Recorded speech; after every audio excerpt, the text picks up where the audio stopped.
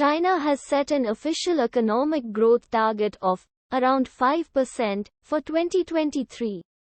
Outgoing Premier Li Keqiang said during the annual parliamentary session of the National People's Congress. This year's target is one of the country's lowest in decades. As per reports, notably, China's GDP grew by just 3% last year, marking the country's second lowest annual growth rate since 1976. Russian Foreign Minister Sergei Lavrov, talking about Russia-Ukraine war at Raisina Dialogue in Delhi, made the crowd laugh after he said, "This war was launched against us.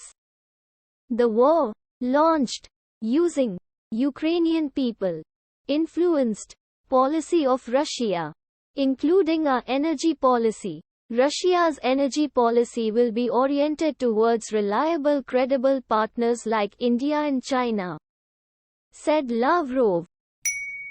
Archaeologists have found well-preserved spices on the wreck of a royal ship that sunk off Sweden's Baltic coast more than 500 years ago.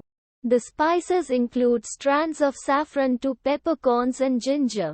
The spices were found on the wreck of Gribskjøen, owned by King Hans of Denmark and Norway. Former US President Donald Trump has released a song called "Justice for All," recorded with a choir of men held in a prison for their involvement in January 6, 2021 Capitol riots. A music video featuring footage of Trump performing patriotic acts during his presidency and shots of the riots, including police firing tear gas, will debut later, Forbes reported. A huge lithium reserve has been discovered in Iran's Hamadan for the first time. The country's government has announced the reserve holds 8.5 million tons of lithium. Iran's Ministry of Industry, Mine and Trade said, the element, known as the oil of the 21st century, is essential for the manufacture of batteries used in electric vehicles and electronic devices. A 6.9 magnitude earthquake struck Kermadec Islands region in New Zealand on Saturday. The United States Geological Survey, USGS, said the quake was at a depth of 205.7 kilometers. The USGS added, the European Mediterranean Seismological Center had earlier estimated the magnitude at 6.6 and a depth at 183 kilometers. Former professional kickboxer and online influencer Andrew Tate, who is currently in jail in Romania over human trafficking and rape cases, has lung cancer, his manager confirmed. The manager also claimed to have been with Tate when he was undergoing medical procedures in Dubai. Earlier, reports claimed that Tate's legal team wanted him to receive treatment in Dubai. India responded to the Turkish representative's comments on the Kashmir issue at a UNHRC meeting, saying it regretted the remarks on a matter that is an internal affair of India. We advise Turkey to refrain from making unsolicited comments on our internal matters, said Seema Pujani, the Indian representative at the UN. India also criticized the Organisation of Islamic Cooperation, OIC. Australian PM Anthony Albanese will embark on a visit to India from March 8 to 11, marking his first visit since becoming PM. At the invitation of PM Narendra Modi, a stronger India-Australia partnership is good for the stability of our region. It also means more trade and investment. As we look to the future, India will continue to be a close friend, he said.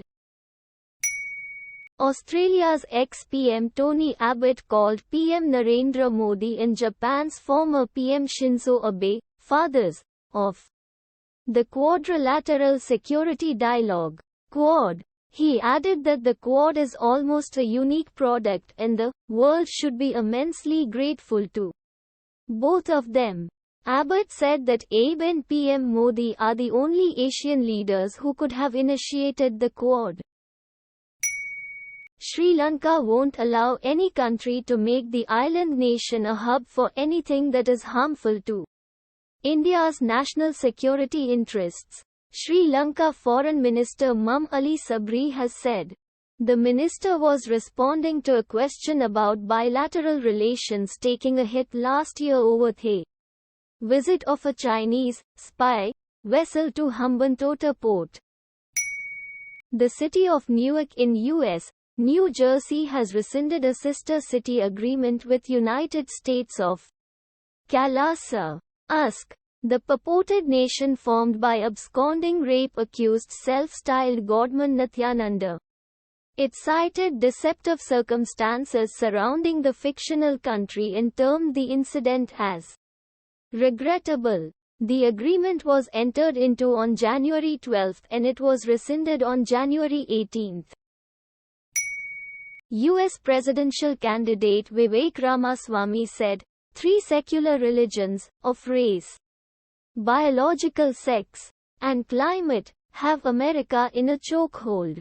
He criticized the idea that the sex of the person you're attracted to has to be hardwired on the day you were born, while your own biological sex is completely fluid. He said America is in a national identity crisis.